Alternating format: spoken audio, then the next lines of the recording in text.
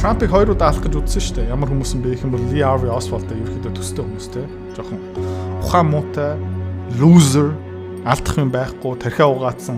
За тэгээ араас нь тагнуулын албахан юу гэдэг юм бэ гэх юм бол гэлэн боо маа, сум маа, жохон бэлтгэл маа хангаж өгвөл ерөнхийлөгч John F. Kennedy-г хийн алсан бэ. За 1960-ад оноос ахуулаад энэтэй холбоотой документууд, байцаалтын протокол, бичиг баримт бүгдийн төрийн нууц руу оруулаад ил болгоогүй. Яг ил болгоогүй юм бэ гэх юм бол янз бүрийн шалтгаанууд хэлж ирсэн. Олон улсын харилцаа, засгийн газрын тогтвортой байдал гэх мэтчлэн. Гэхдээ иймэрхүү документуудыг нууна гэдэг чинь цаанаа нэг шалтгаан байгаа. За, дөнгөж саяхан Donald Trump-ийн засгийн газар юу исэн бэ гэх юм бол ойролцоон 70 мянган хуудас документуудыг бүгдийг нь ил болгосон. За энэ документуудыг тэгээ интернет ухаад уншаад эхэлж байгаа. Тэгээ өдөр болгон шинэ мэдээлэлүүд гарч байгаа. Өнөөдөр хүртэл одоо ойролцоон 2 хоног өнгөрч байна. Яг хэн алсан бэ тодорхой болоогүй л байгаа. Гэхдээ сонирхолтой мэдээлэлүүд эндээсээ гарч байгаа. За тэрийг та хэдэн өнөөдөр хуваалцъя. Хамгийн номер 1 юу байсан бэ гэх юм бол өмнө ил болгосон документууд дотор хар маркераар зарим мэдээллүүдийг нууцлсан байсан. Зарим хуудсуудыг бүр энийг аль биесээр зарлж болохгүй гэсэн байсан. За аль нь юм бэ гэх юм бол сонирхолтой энэ документ дотор улаанаар тойруулсан байгаа. Энэ үргэлж дандаа юу бичсэн байгаа юм бэ гэх юм бол Израилийн тагнуулын газар, Израильтэй холбоотой мэдээлэл. За бусад текстийг ил болгож олно. Гэхдээ Израильтэй холбоотой үг өгүүлбэрүүдийн нуух ёстой шүү. Израиль. Дараагийн хуудсууд дээр бас дахиад Израилийн Mossad тагнуулын газар. За Орос, Израиль холбоотой мэдээлэл гэх мэтчлэн. Яг энийг нууцад нуугаад байгаа юм бэ? Яг гэх юм бол Израиль еврейчууд Америкийн засгийн газарт маш их хэмжээний нөлөө үзүүлж байгаа. John F. Kennedy засаг барьсан үеэр Израиль улс Mossad юу хүсэж ирсэн бэ? Юуны араас явж ирсэн бэ гэх юм бол цөмийн зэвсэг. Гэхдээ John F. Kennedy Израиль улсад цөмийн зэвсэг өгөх дургүй байсан. Татгалцсан, сатаа болсон, царцаасан. За тэгээ хүмүүс бас юу ярьж байна гэх юм бол Израилийн тагнуулын Mossad угаасаа хаан чамаагүй хүмүүсийг баг дуртаагаараа алдаг, буддаг, хорлдог. Дубайч байна уу, Берлинч байна уу, Лондонч байна уу, Америкч байна уу хамаагүй Mossad бол чөлөөтэй дэлхийд даяар өөрийнхөө ашиг сонирхлын төлөө юу ч хийхэд бэлэн байгаа. Өнөөдөр хүртэл бас тийм. Өнгөрсөн 2 жилийн хугацаанд Израиль юу исэн бэ гэх юм бол Газад одоо хэдэн зуун мянган хүнийг зүгээр бөмбөгтөөд Газаг баг байхгүй болгож байна. Өнгөрсөн инх тайвны анхны алхам хийсэн чинь Израиль одоо буцаагаад Газаг бөмбөгтөөд эхэлж байна. Эднэр бол өмнө таад миний еврейчүүдийн тухай Израилийн тухай контент үзчихсэн бол энэ хүмүүс ер нь бол ёс суртахуун эргэлзээтэй. Өөрийнхөө төлөө баг юу ч хийхэд бэлэн. Амлалт хүндэлдэг. Өөрийнхөө эрх ашигын төлөө Middle East, Сауди Арабын арал, Ирантай алцахад үргэлж дуртай. Тэгэхээр Израилийн бас нэг заваа юм юу юм бэ гэх юм бол үргэлж Америкчуудыг ашиглаад тэдний санхүүжилтийг аваад заяа хүнээр могоо бариулдаг. Жишээлбэл бас нэг айгүй энэ сонирхолтой статистик. Америкчууд дэлхийн 2 дугаар дайнаас хойш Солонгос, Вьетнам, Панама, Ирак, Афганистан, Либия гэх мэт шиг маш олон улстай дайн хийсэн. Ямар улс хизээч цэргийн дэмжлэг өгөөгүй юм бэ гэвэл таата Израиль. Одоо эдрээ чи расист юм уу? Мэдгүй. Бид нэр ерөөд авах дуртай өөх айгуу дургу. За гэхдээ энэ документууд дотор Mossad тэр чигтээ энэ Kennedy-гийн юутай холбоотой ерөөсө бичгтэйг байна. Зүгээр Америкийн засгийн газар ямар нэгэн документуудыг нууж явахдаа үргэлж Израилийн засгийн газар Израилийн тагнуулын албыг нууцладаг. Хөрөнгөний зах зээл хувьцаа улс төрийг сонирхоод байна тий. Тэгээ хөрөнгөний зах зээл яагаад үсдэг юм? Эдийн засаг яагаад үсээд идэг юм бэ? Ойлгомоор байгаа юм бол миний Fuck You Money 2 Time to Die номыг сонирхоод үзээрэй. Дэлгэрэнгүй мэдээл idrotsy.com-оос за тэгээд энэ ном ойролцоо бараг 500 хуудастай дүрм мэдлэг хамгийн гоё юм юу юм бэ гэх юм бол 8 дугаар ангийн хүүхэд энийг ч гэсэн ойлгон маш энгийнээр бичсэн. Санхүүч хэлээрээ ерөөсө бичээгүй. За захил маргаан бол idrotsy.com тэнд бас дэлгэрэнгүй мэдээл байгаа. Ганцхан John F. Kennedy бодуулаагүй. Robert гэсэн дүүн бас сенатор, их хурлын гишүүн. ерөнхийлөгчийн сонгуульд нэр дэвшээд явж байхдаа бас буудулсан. За энэ яг нас барахаас өмнө бичлэг зураг тийм энэ зураг авсны дараа бараг 1 юм уу 2 минутын дараа Robert F. Kennedy нас барсан. За өнөөдөр өнгөрсөн жил хэн бас нэр дэвшсэн бэ? Ерөнхийлөгчийн алтан тушаалын төлөө Kennedy Jr. RFK Jr. John F. Kennedy-гийн cousin үеэлийн хүү тэ тэгээд Robert Kennedy-гийн хүү. За тэгээд John RFK Jr. юу хэлэх юм бэ хэдүүл хамт сонсгоо. Joe Rogan-ы подкаст ярилцсан гэсэн. My uncle John Kennedy, he realized early on that the purpose of the CIA and the intelligence apparatus was to create a constant pipeline of new wars. Тэ манай ах John юу айгуу хурдан ойлгосон бэ гэх юм бол Америкийн тагнуулын алба CIA ямар зорилготой юм бэ гэх юм бол үргэлж хаа нэгэн газар дайн эхлүүлэх, дайны суурь тавих. За энэгээрээ дамжуулаад ерөөхдөө үргэлж нэг эрэлт үүсгэж байгаа. Дайны эрэлт, цэрэг татах, зэвсэг зарах. Тэ. Бараг гадаад хэргийн яам гэсэн байхгүй CIA одоо Америкийн тагнуулын газар өөрөө бараг дотооддоо тэр агентлаг дотроо өөрийнхөө бодлого хэрэгжүүлж ирсэн. Eisenhower, who was the outgoing president, gave what is probably the most important speech in American history, which was, where he warned against the military-industrial complex. I was at my uncle's inauguration. I was in Washington that day, a 6-year-old boy. And 2 months later, the military and intelligence came to him and said, we got to invade Cuba. Тэгээд Dwight D. Eisenhower, дэлхийн 2 дугаар дайны үеийн генерал байсан. Тэгээд эрх бариад алтан тушаалаас буусныхаа дараа хамгийн сүүлийн өдөр нэг ярилцсан өгсөн. Тэр ярилцсан дээр юу анхааруулсан бэ гэх юм бол military industrial complex. За аж үйлдвэрлэл, цэргийн хангамж, зэвсгийн үйлдвэрлэл компаниуд Америкийн эдийн засаг улс төр дотор дэндүү их нөлөөтэй болж байна. Тэ? Манай улсын дотоод буюу гадаадын бодлого тэр чигтээ хэн өдөрж байгаа юм бэ гэх юм бол энэ зэвсгийн үйлдвэрлэгч компаниуд. За тэгээд тэд нар юу хүсдэг юм бэ гэх юм бол дайн хүсдэг. Төсөө сонсогч гинөө. 60 жил, 70 жил өнгөрсөн нөхцөл байдал нь бараг адилхан байгаа үстэй. Афганистан, Ирак, Либия, Сирия, Украин за гэх мэт чинь. За тэгээд RFK Jr. юу хэлж байна гэх юм бол ах нь алтан тушаал авсныхаа дараа тангараг өргөссөн өдөртөө би байсан. За тэгээ алтан тушаал аваад 2-7 хоногийн дараа ерөнхийлөгчийн эргэн тойрны сайд нар генералууд юу хэлсэн бэ гэх юм бол хэдүүлээ Кубаг эзэлж авах хэрэгтэй. Кубалуу дайрах хэрэгтэй. And he was like, I'm not going to Cuba. I'm not going to the military. And they said, well, we got all these Cubans trained and they're going to go attack Castro. And he said, well, the U.S. government can't be doing that. I don't like what Castro's doing down there, but it's not the United States job to dictate what kind of governments other countries have. Тэгээд тэр CIA-ийн юу гэж хэлсэн бэ? Бид нар аль хэдийн баахан Кубын хүмүүсийг ингээ бэлтцсэн байгаа. Тийш аль хэдийн тагнуулын албаа явуулсан тэндээ баазтай суурьтай. Тийш орох ёстой ч гэсэн чинь John F. Kennedy Америк засгийн газар өөр улс ямар засаг барих ёстой, хэн ирэх барих ёстой, хэнтэй зузаан байх, хэнтэй дайсан байх бидний ирэх бишээ. Куб юу болж байгаа надад таалагдахгүй. Гэхдээ өөр улсын тавилантай бид нар олдохгүй. As soon as they land, there's going to be a big revolution. Everybody's going to rise up and they're going to overthrow Castro. And he said, well, you can't use the U.S. military. And they ended up bringing those guys over. And in the middle of it, in the night, they came to him and said, they're getting wiped out on the beach. And you need to send in the military and invade. And he said, we're not going to do it. He stepped out of that meeting. Тэгсэн тагнуулын алба гадаад хэргийн яам Kennedy үгэнд ороогүй. Ерөнхийлөгчийн үгэнд ороогүй. Тэгээ ерөнхийлөгчийн үгэнд орохгүй байна гэдэг чинь ерөөдөө хууль бус. Гэхдээ тэд нэр тийм үйл хийсэн. Та зөвхөн Google-д үзчих заяа Bay of Pigs гэсэн гамшиг. Тэгээ тагнуулынхан CIA гадаад тэргийн яамынхан санхүүжүүлсэн бэлтгэсэн хүмүүс Куб руу явуулсан. Хэдэн мянган цэрэг. За тэгээд Кубд очсон чинь алуулсан. За тэгээд эдгээр гинт oh my god манай хүмүүс бурхан минь манай хүмүүс тэнд арчиж байна. Хэдүүлээ цэргүүдээ явуулахгүй л одоо баларлаа гэсэн чинь надад хамаагүй. Америкийн албан ёсоор Америкийн цэрэг тэрэндээ оролцохгүй. Тэгээд тэр Bay of Pigs болж байгаа гамшиг надтай холбоогүй шүү. Одоо болоо. Тэг хурлаас шууд гараа явцсан. And he realized they had been lying to him and trying to trick him. And he said, I want to take the CIA and shatter it into 1,000 pieces and scatter it to the winds. Тэгээд John F. Kennedy юу анзаарсан байх юм бол за эдгээр миний үгэнд ордог юм байна. Эдгээр надад худлаа ярьсан байна.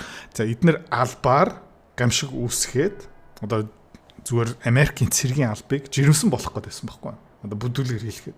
За тэд манай хүмүүс нүгч нь одоо явуулахгүй болохгүй. Тийм ээ, бандантаас болох гэдсэн чинь JFK юу анзаарсан бэ? Эднэр миний эсрэг ажиллаж байна. За тэгээ би энэ CIA-г яах ёстой юм бэ гэх юм бол задлаад, эвдлээд салхинд хийсэх ёстой. Энэ татан буулгах ёстой юм байна. For the next 1,000 days of his presidency, he was at war with his military and intelligence apparatus. They tried to get him to go into Laos. He said no. They tried to get him to go into. Тэгээд дараагийн 1000 өдөр ирэх барьж байхдаа ерөнхийлөгчийн алтан тушаалтай байхдаа John F Kennedy юусэн бэ гэх юм бол өөрийнхөө дотооддоо тэр тагнуулын алтныхантай алдсан гэж байгаа байхгүй юу. Secret Service CIA гэх мэт. Тэгээд эдгээр юусч хийсэн бэ гэх юм бол Лаос руу очиё. Тэрийг бөмбөгтэй татгалцсан. Вьетнам дараа нь очсон шүү дээ. Кеннедигийг зайлуулсныхан дараа Вьетнам орох хэрэгтэй гэсэн чинь аль дээр John F Kennedy үгүй. Vietnam, they said that we need 250,000 combat troops. He refused. Everybody around him wanted him to go into Vietnam. He sent 16,000 military advisors and they were. Тэгээ хүн болгон иргэд тойрных тий Вьетнам руу орох хэрэгтэй. 250,000 цэрэг явуулъя. Би 250,000 цэрэг явуулахгүй. Тэгээ юу болсон бэ гэх юм бол 16 зөвлөх явуулсан. Had to fight. Many of them did. They both violated the rules of engagement in October of 1960. Тэгээд 16 цэрэг явуулсан, цэргийн зөвлөх одоо хүмүүсийг явуулсан. Тэд нэр байлтах хүмүүстэй буудалцах ирэхгүй байсан хэрнээ тэр тушаалыг бас зөрөөд алцаад буудалцсан. He heard some of his Green Berets had been killed over there, and he said, "I want a total casualty list from Vietnam." And his aide came to him and said, 75 Americans have died. Тэгээд тэр 16,000 хүмүүсийн дунд бас тусгайгийнхан байсан. Green Beret. Одоо Navy SEALs төстэй. За, тэгээд тэд нар ингээ нас бараад эхэлсэн чинь за хэдэн хүмүүс нас барсан бэ гэх юм бол ойлцсон гэж 60 Green Beret манай тий нас барсан гэсэн чинь John F Kennedy. Окей. Та дахиад миний үгэнд ороо. Та дахиад тушаал зүрсэн. Та дахиад өөрийнхөө өснөр хийсэн. За, тэгдүүлээ одоо яах ёстой юм бэ гэх юм бол цэргээ тэрчтэй татъя. He said that's too many. And he signed that day a national security order ordering all troops out of Vietnam US. Тэгээд тэр өдөртөө шууд ямар алтан тушаал гаргасан бэ гэх юм бол бүх цэргийн хүч, бүх хүмүүсийг одоо Вьетнамаас татна. Troops. And then a month later he was killed.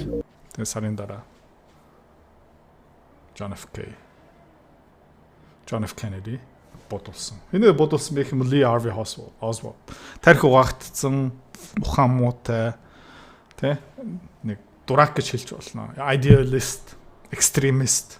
Тэгээ сонирхолтой John F Kennedy-гаас өмнө ирэх барьсан ерөнхийлөгч Harry Truman бас юу хийх гэж оролцсон бэ гэх юм бол limit CIA role to intelligence. Яг гэх юм бол Америкийн CIA ерөнхийдөө тагнуулын алба мэдээлэл цуглуулах ёстой. Тэр мэдээллүүдийг базаад ерөнхийдөө ерөнхийлөгчтэй засгийн газартаа хуваалцах ёстой. Тэгээ зүгээр intelligence цуглуулах газар, мэдээлэл цуглуулах, багцлах, ойлгомжтой болох газар хэрнээ ямар газар болоод эхэлсэн бэ гэх юм бол өөрөө мэдээлэл цуглуулдаг. Тэгээ бас арга хэмжээ авдаг. Окей. Бараг тэ өөр засгийн газар дотроо дахиад нэг засгийн газар болж исэн байхгүй юу? Өөрөө цэргээ явуулцдаг, тагнуулаа үүсгэждэг, бааз яадаг, өөрийнхөө нэг төсөвтэй ерөнхийлөгч ямар нэгэн байдлаараа албан ёсоор ард иргэдээсээ томилолт авсан хүний үгнээс хараад бус газар болсон. Тэгээ Harry Truman-ийг хийж чадаагүй. Айдсан ч байж магадгүй. Тэгээ John F Kennedy-гийн зөвлөх Arthur Schlesinger 1961 онд бас ямар документ боловсруулсан бэ гэх юм бол нэг memorandum, нэг бодлогын бичиг боловсруулсан. Ерөнхийлөгчтэй өгсөн. Энэ дотор юу бичсэн байсан бэ гэх юм бол CIA operations have not been held effectively subordinate to US foreign policy. За, Америкийн CIA тагнуулын алба тий Америкийн гадаад хэргийн яамны доор үгэнд орохгүй байна. Манай засгийн газрын бодлогыг хэрэгжүүлэхгүй юм байна. Бараг эсрэг үр дүн авчиж байна.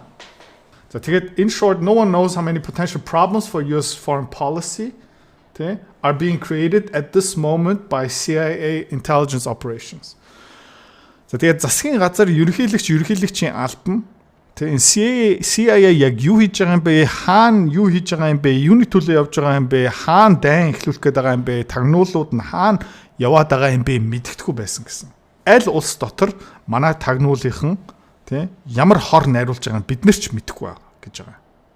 Тэгээ энэ юу гэсэн үг вэ? Засгийн газар мөн үү? Засгийн газар биш байгаа нэг би даасан нэг агентлаг болцсон байгаа. За. Тэгээд дүнэлтээр бичсэн байх юм бол it is an argument for a drastic overhaul of the State Department. За ганцхан CIA-ийг ерөөхдөө өөрчлөн гэсэн юм биш. За нэмээд гадаад хэргийн яамаа бас тэр чигтээ өөрчлөх ёстой гэд бичсэн байна. За CIA тэг гадаад хэргийн яам би даасан засгийн газрын одоо мандатаасаа эсрэг гадуур тайлан өгөхгүй үйл ажиллагаа явуулж байна. Тэгээ өөр нэг документ ил болсон.